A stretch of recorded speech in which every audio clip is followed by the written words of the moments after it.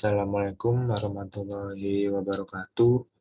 Sebelumnya perkenalkan nama saya Al Kurniawan, NIM 202410101141 dari Data Mining C. Di sini saya akan menjelaskan uh, modul 7 ya, Data Mining Praktikum yang berjudul Naive Bayes Classification. Nah, sebelumnya kita masuk ke soalnya terlebih dahulu. Kita masuk ke soalnya terlebih dahulu, di mana yaitu lakukan dan jelaskan klasifikasi Naive Bayes pada dataset adult CSV dengan ketentuan dan langkah-langkah sebagai berikut. Nah, di sini ada 3 tipe ya, yaitu yang pertama data preprocessing, yang kedua modeling, yang ketiga itu perhitungan manual. Nah, untuk perhitungan manual sendiri ini ya, tidak dilakukan secara manual ya, boleh menghitung di kertas, Excel, spreadsheet. Nah, yang bedanya ini tidak diperbolehkan menggunakan coding. Jadi klasifikasi ini menggunakan Naive Bayes berdasarkan dataset dummy jodoh Naive Bayes dataset.xlsx. Nah, kita masuk ke soal pertama dari data preprocessing, yaitu load dataset adult.csv dan buang feature yang tidak dibutuhkan serta rapikan dataset. Kita masuk ke dalam Naive Bayes.me-nya. Sebelumnya saya sudah memasukkan adult.csv-nya. Lanjut kita mengeranya terlebih dahulu. Seperti biasa yang sebelum-sebelumnya kita mengimport numpy alias np, lalu import pandas alias pd, import matplotlib.pyplot alias plt, dan juga import cburn alias sns, di mana from sklearn.preprocessing-nya itu import label encoder dan juga min max scaler. Lalu from sklearn model selection-nya itu mengimport train test split, dan juga from sklearn.naivebase-nya import Gaussian NB. Lalu kita masuk ke dalam soal yang pertama tadi, data preprocessing, di mana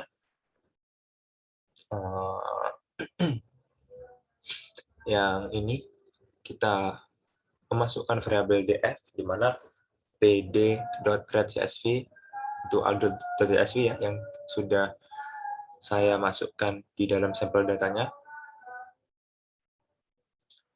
Lalu kita print df.shape dan juga df.head. Kita jalankan. Ada 48.842 kolom dan juga ada 48.842 baris dan juga 15 kolom. Nah, di antaranya yaitu kolomnya ada age, work class, FNLWGT, educational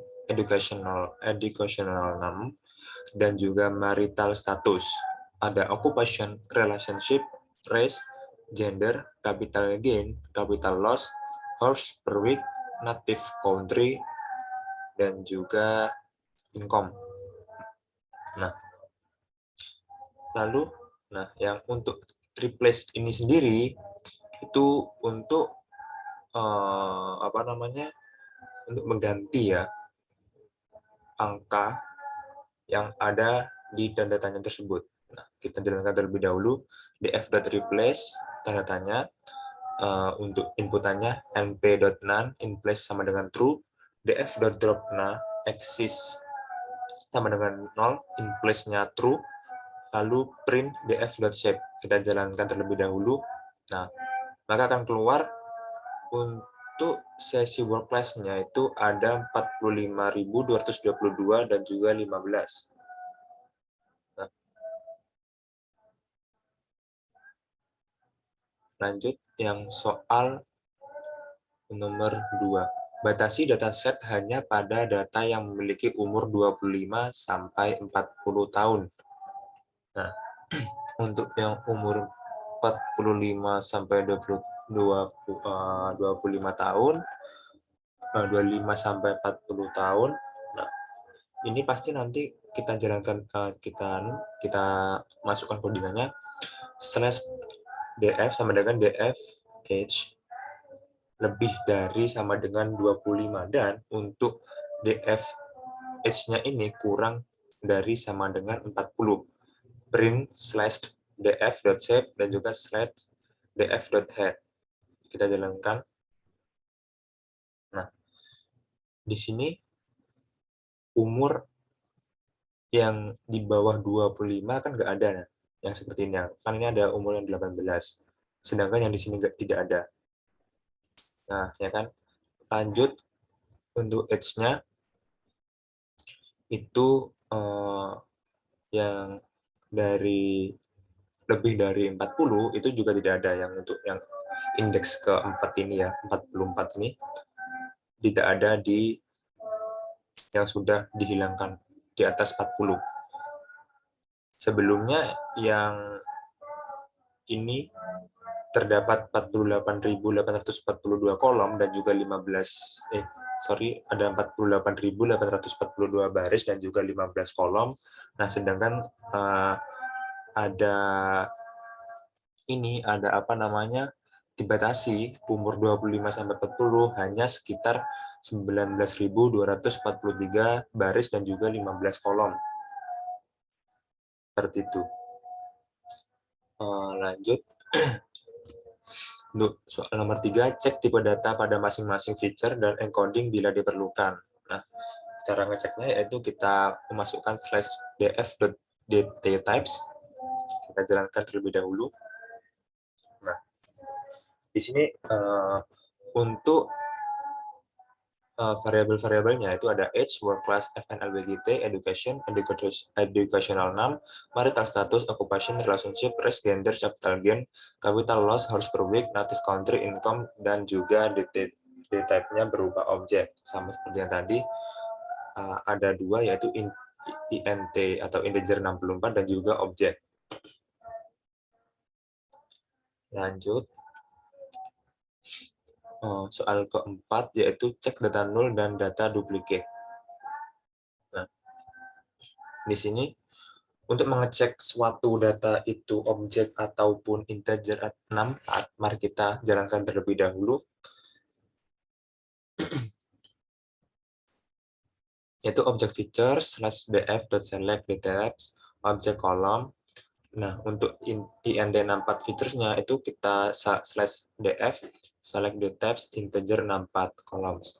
Kita mengeprint fitur yang memiliki tipe data objek, dan juga for i, ini perulangan ya, for i in object features, print i n, dan juga print n feature yang memiliki data integer 64. Jadi di sini ada perbedaan antara objek dan integer 64. Kita jalankan terlebih dahulu. Nah, fitur yang memiliki tipe data objek itu ada work class, education, marital status, occupation, relationship, race, gender, native country, dan juga income. Nah, sedangkan untuk yang fitur yang memiliki tipe data integer 64 itu ada age, FNLWGT, educational name, capital gain, capital loss, dan juga horse per week. Lanjut, kita masuk ke soal nomor 5. Handling misvalue dan handling duplicate data jika diperlukan. Nah, di sini kan harus di-handling ya. Maka kita memasukkan aja encode df/df.copy encode df-nya itu object feature, dan juga .apply label encoder .fit transform, lalu encode df.head. Kita jalankan.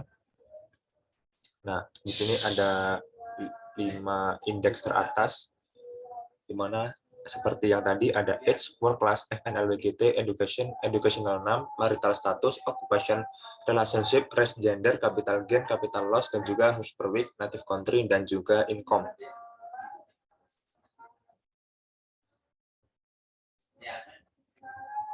Lalu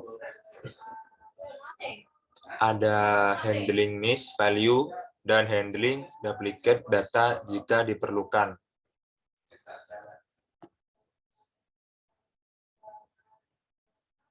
di sini ya kalau diperlukan ya, berarti ini tidak ada. Encode df.isna.sum, indeks sumnya itu 0 semua. Lanjut untuk nomor 6, cek data outlier dengan visualisasikan dalam box plot pada masing-masing feature. Nah, di sini ada, yaitu kita masukkan encode df.drop duplicates in place sama dengan true, print encode df.shape. Muncul ada sekitar 19.227 baris dan juga 15 kolom. Lanjut.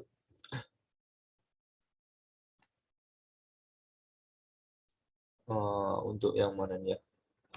Bentar. Nah, ini normalisasikan data menggunakan normalisasi min-max. Untuk yang min-max ini, kita masukkan terlebih dahulu. Yang ini normalized.df sama dengan handle outliers df copy, scalar min-max scalar normalis df integer, scalar fit transform normalized df integer 64 features, lalu normalized df. Seperti ini. Ada 5 indeks teratas dan juga 5 indeks terakhir.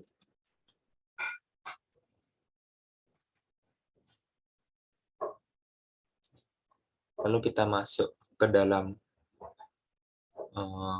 modeling. Kita masuk ke dalam.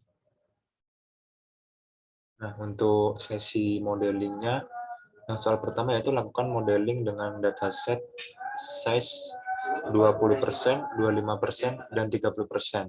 Serta tampilkan hasil skor akurasi. Nah, lalu kita jalankan terlebih dahulu yang ini. Sorry. Belum kita jalankan ya.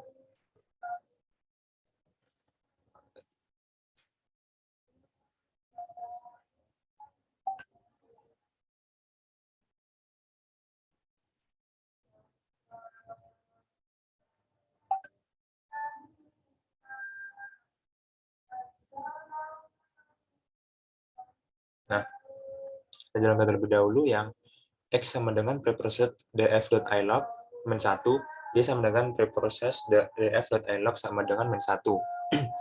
Lalu untuk ini X-train, X-test, Y-train, dan juga Y-test sama dengan train test split. X, Y-test size sama dengan 0,2, random state-nya itu 100. Lalu untuk modelnya itu Gaussian NB, model.fit, X-train, Y-train. Lalu kita mengeprint model.score X-test, Y-test. Dengan muncul hasil run seperti ini. Yaitu 0,801167964404894. Lanjut yang ini, selanjutnya ada X-train, X-test, Y-train, Y-test sama dengan train test split, X, Y-test size sama dengan 0,25, lalu ada random state sama dengan 100, modelnya sama yaitu Gaussian NB, model fit, X-train, Y-train, print model score, X-test, Y-test. Kita jalankan terlebih dahulu. Nah, lebih sedikit ya ini, lebih agak dikit, 0,8004, 449, 388, 209, 122. Lalu kita jalankan dulu yang X-train, X-test, Y-train, Y-test sama dengan train test split, X, Y-test size-nya itu 0,3, random state-nya sama yaitu 100, modelnya tetap Gaussian NB, model fit, X-train, Y-train, print model score, X-test, Y-test. Kita jalankan, akan muncul 0,798190101111111234.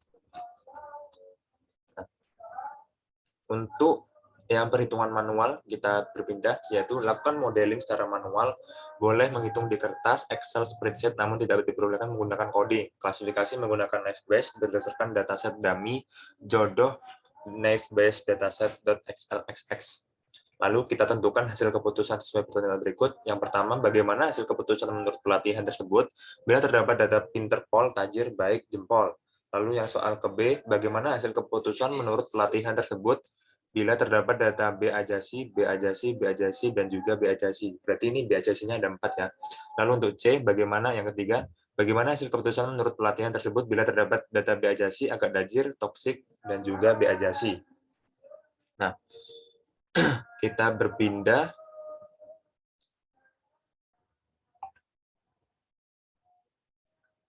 kita lanjut berpindah ke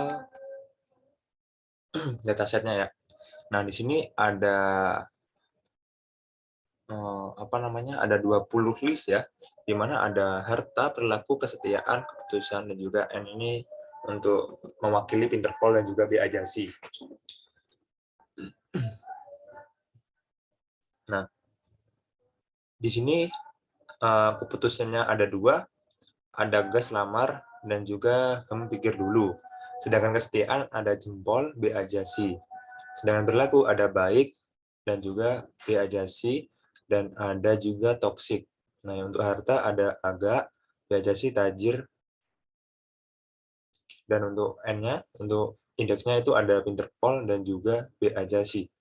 Nah, kita masuk ke dalam soal yang pertama, di mana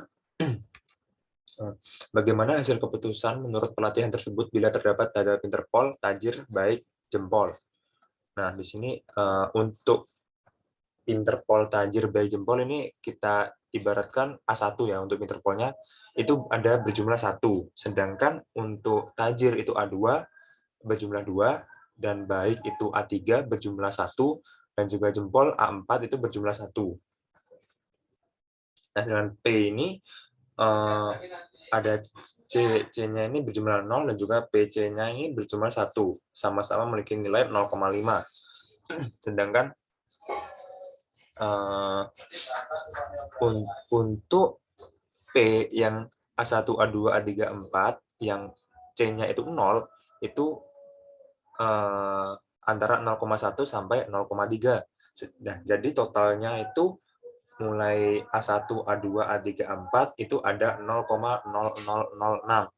Nah, sedangkan yang untuk C sama dengan 1 itu nilainya antara ada 0,9, 0,5, dan juga 0,7. Jadi untuk P C sama dengan 1, total A1, A2, A3, A4 itu ada 0,07875. Lanjut untuk yang soal nomor 2, gimana? Soal nomor 2, bagaimana hasil keputusan menurut pelatihan tersebut bila terdapat data B Ajasi, B Ajasi, B Ajasi, dan B Ajasi. Berarti ini semua B Ajasi ya. Nah, sedangkan B Ajasi semua ini mulai dari A1, A2, A3, A4 itu hasilnya 0 semua. Lalu di sini PC sama dengan 0, nilainya sama kayak tadi 0,5. Untuk P C sama dengan 1 itu 0,5. Jadi nilai indeksnya itu antara 0,9, 0,3, 0,4, dan juga 0,7. Jadi total untuk PC sama dengan 0 antara A1, A2, A3, dan juga A4 itu ada 0,0378. Lalu untuk C sama dengan satunya itu ada 0,1, 0,4, 0,3, dan juga 0,3. Lalu totalnya berupa 0,0018. Lalu kita masuk ke soal yang nomor 3. Soal nomor 3 yaitu, bagaimana hasil keputusan menurut pelatihan tersebut bila terdapat data B Ajasi, agak tajir, toksik, dan juga B Ajasi. Nah, di sini untuk B Ajasi, A1-nya sama dengan 0, agak tajir itu A2, berjumlah ada 1, untuk toksik A3-nya berjumlah 1 juga, dan juga B Ajasi A4 berjumlah 0. Sama seperti yang tadi, nilainya untuk PC sama dengan 0 dan juga PC sama dengan 1 itu 0,5. Lanjut, untuk C sama dengan 0 itu 0,9, untuk PA2 sama C sama dengan 0 itu 0,5, PA3 C sama dengan 0 itu 0,4, dan juga PA4 C sama dengan 0 itu 0,7. Jadi total PC sama dengan 0 dari A1, A2, A3, dan A4 itu 0,063. Lalu untuk yang C sama dengan 1 itu ada 0,1, untuk C sama dengan 1 yang A2 itu ada 0,1 juga, untuk C sama dengan 1 untuk A3 itu 0,2, dan juga C sama dengan 1 untuk A4 itu ada 0,3. Jadi total PC sama dengan 1 untuk A1, A2, A3, dan juga A4 itu ada 0,0003. Sekian presentasi dari saya. Bila ada salah kata atau salah ucap, mohon maaf sebesar-besarnya. Wassalamualaikum warahmatullahi wabarakatuh.